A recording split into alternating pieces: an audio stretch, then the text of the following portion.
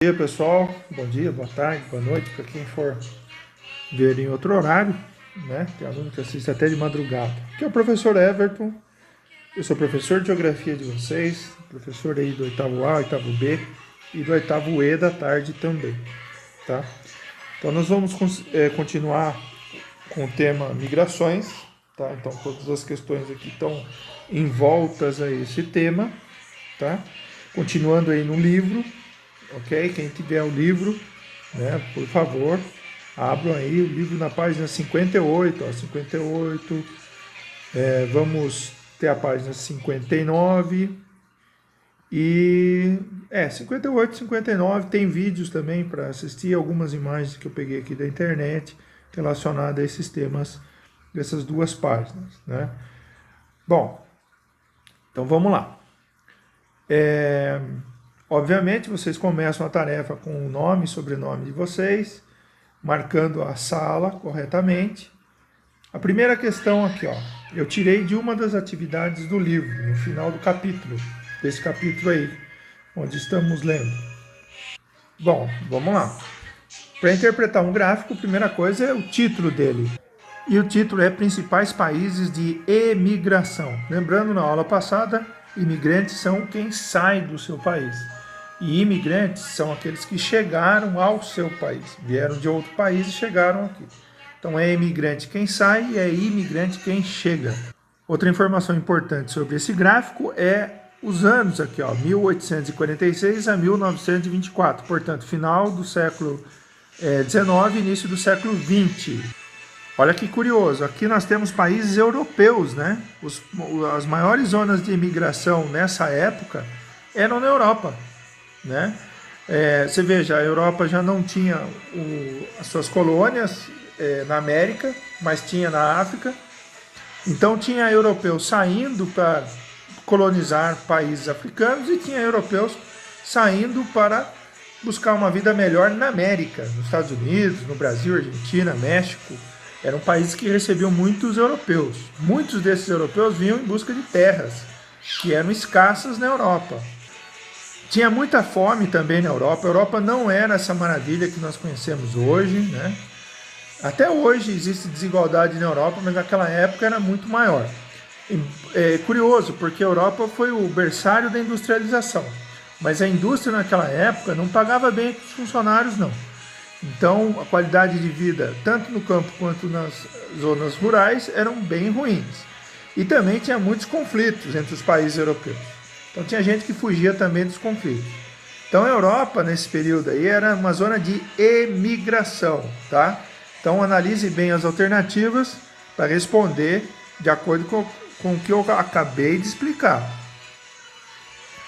Bom, pessoal, eu repeti aqui nesta questão uma atividade da semana passada, né, para ver se vocês lembram, né, que é a questão lá, o que é preconceito contra pessoas que vêm de outros países ou pertencem a outras etnias, muito comum hoje em zonas de imigração, né, países que recebem muitos imigrantes têm lá movimentos contrários à presença de estrangeiros. Então o nome do preconceito, que preconceito é esse aí? É racismo, sexismo, xenofobia ou chinelofobia. Bom, aqui nós temos a página 58 do livro, tá? Onde nós temos dois temas, migrações por desastres naturais e brasileiros no mundo. Então, o primeiro texto fala que desastres naturais, como furacões, tornados, ou mesmo secas, podem provocar migrações. Aqui no Brasil, por exemplo, é muito comum a imigração de nordestinos, da zona da seca, né? Nordestinos que vivem na região do Polígono da Seca, no sertão nordestino, né? Em busca de uma vida melhor aqui em São Paulo, na região sudeste. Então são pessoas que um dos principais motivos delas estarem saindo da região nordeste por viverem numa região onde a seca castiga muito a população. Claro que poderia ser contornado com obras, né, com poços artesianos, com a transposição dos rios, né, com canais artificiais, né, com o uso mais racional da água. Poderia ser feito isso sim. Mas, infelizmente, né, nós sabemos que essa é uma região que sempre foi muito negligenciada, né? Há muito tempo, poucos investimentos no combate à seca e muito político aparecendo só no ano da eleição, um caminhão-pipa que não resolve nada, né? Levando a água só na véspera da eleição e depois some. Pelo mundo, em outras regiões, são comuns as pessoas perderem casas, perderem o que tem por causa de terremotos ou furacões, e aí são obrigados a sair para outro lugar. Aproveita a situação de tragédia em que perdeu tudo, já que não tem mais nada para que o segure no país onde ele vivia, ele vai embora para outros lugares. Tá? O aquecimento global tende a acelerar essas chamadas migrações por desastres naturais. Viu? Bom, o segundo texto, né? Brasileiros no mundo, ou seja, os emigrantes brasileiros, né? Os brasileiros que foram morar em outras regiões. É curioso, pessoal, porque o Brasil sempre foi um país de imigrantes, ou seja, aqui chegou muitas pessoas de diversos lugares do planeta, né? Da Europa, da África, vieram pessoas do Oriente Médio, do Japão. Então o Brasil é um país multicultural pela presença de muitos povos imigrantes. Mas depois de 1986, passamos a ser um país de emigração, ou seja, passou a ter mais brasileiros saindo do Brasil do que estrangeiros chegando. Isso só ocorreu a partir de 1986. Até 1986, vinha mais estrangeiro para cá do que brasileiro saindo do Brasil. O que teria motivado essa situação em que, nos últimos 35 anos, mais brasileiros saíram do que estrangeiros chegaram? Bom, é óbvio que isso ocorre por causa da situação econômica do país, né? O Brasil é um país muito desigual, as oportunidades de emprego não melhoraram como muitos poderiam imaginar com a redemocratização do Brasil, já era ruim na ditadura. As facilidades também com passagens aéreas ficaram mais baratas ao longo desse tempo, permitiram que mais brasileiros pudessem viajar, mais informação também, né, de brasileiros tentando uma vida melhor. Mas o principal motivo é as dificuldades em ter um salário digno aqui no Brasil. O Brasil é um país subdesenvolvido, certo? Se você viaja para o Canadá, Estados Unidos, Europa, ou Austrália, ou Nova Zelândia, por exemplo, ou Japão, os salários para serviços semelhantes são muito maiores nessas regiões. E isso faz com que as pessoas aqui no Brasil tentem uma vida melhor em outros países. Tem a questão também de descendência, né? Tem, por exemplo, pessoas que têm descendência portuguesa, que vai para Portugal, pessoas com descendência espanhola, também procura a Espanha, os decassegues, né, que são netos ou bisnetos de japoneses que voltam para o Japão. Mas é bom destacar também que nos últimos 15 anos o Brasil também passou a ser muito procurado por pessoas de países vizinhos e até mesmo de países africanos, porque nos países desenvolvidos a dificuldade tem sido muito grande para emigrar. Então, como o Brasil não oferece uma barreira para a chegada de imigrantes, tem recebido haitianos, angolanos, moçambicanos, pessoas até de países africanos que não falam português, né? Tipo Camarões, Angola falo, mas Guiné-Bissau, entre outros, ou seja, de diversas partes da África. Tem vindo africanos, né, no centro de São Paulo mesmo. Eu lembro de ter presenciado ali um pessoalzinho conversando em francês, né, eram africanos. Então, talvez da República Democrática do Congo, né, que fala francês, não sabia, não perguntei.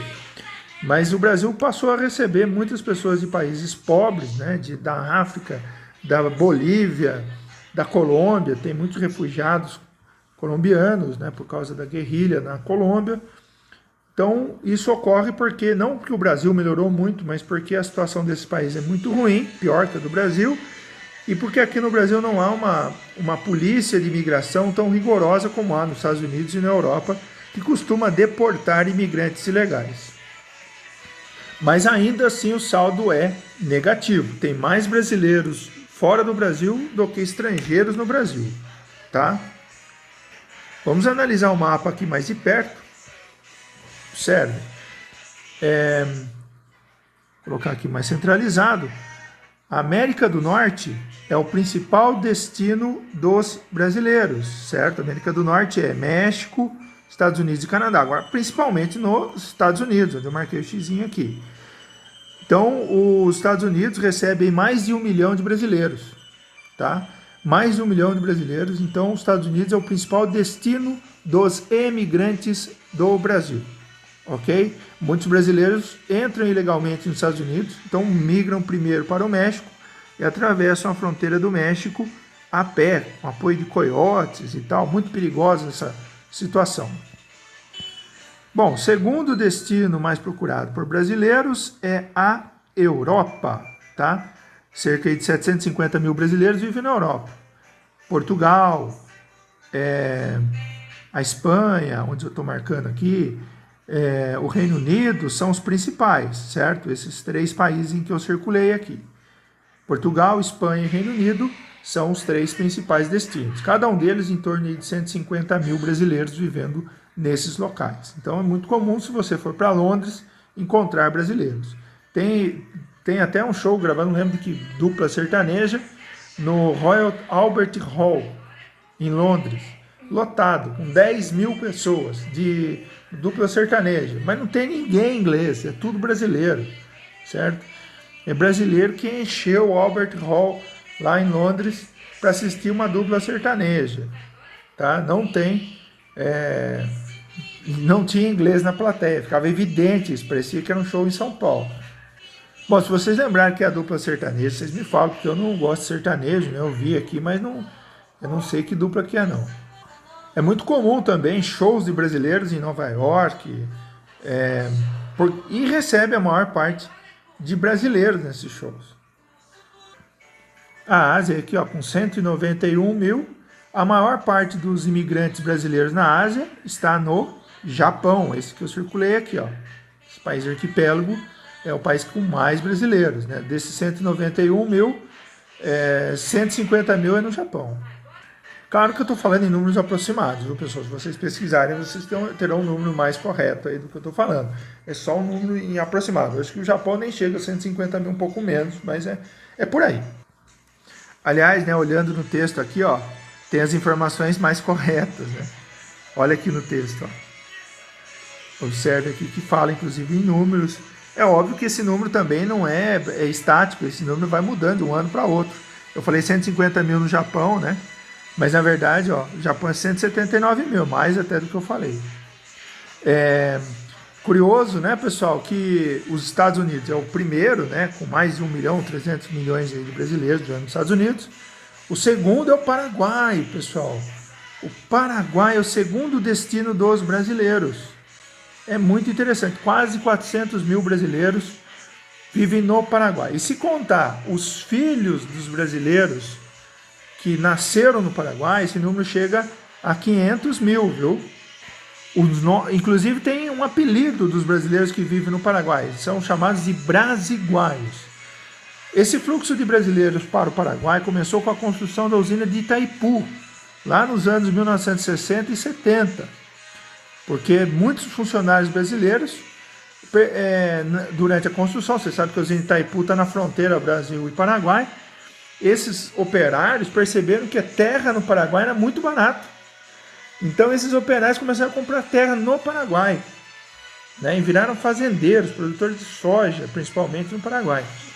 Muitos, inclusive, se tornaram políticos. Então, a população brasileira no Paraguai é cerca de 10% do país, contando aí os brasileiros e filhos de brasileiros que vivem no Paraguai.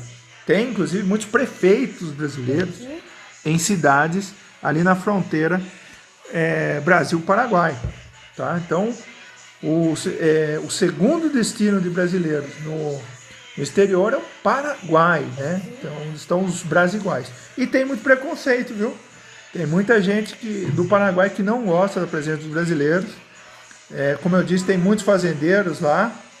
E tem também o movimento dos trabalhadores sem terra do Paraguai, e eles perseguem muitos os fazendeiros brasileiros. Eles invadem muito mais as fazendas de brasileiros do que dos paraguaios. Bom, entre os primeiros tem Japão, Portugal e Espanha, né? Portugal e Espanha na Europa. Portugal, por razões óbvias, Portugal é um país de idioma português, então facilita muito para os imigrantes brasileiros. Mas a Espanha, o Reino Unido, que tem muitos brasileiros, é curioso não estar aqui, mas só em Londres tem 150 mil brasileiros. Acho que é um erro do texto. No caso aqui de ter bastante na Espanha, além de ser um idioma parecido, né, a Espanha é um país bem mais rico do que Portugal. Bom, pessoal, essa é a primeira parte, né? Eu vou gravar aqui a segunda parte explicando o resto das atividades aqui, o texto da página 59. Ok? Então aguarde que depois vocês estão recebendo aí o segundo vídeo.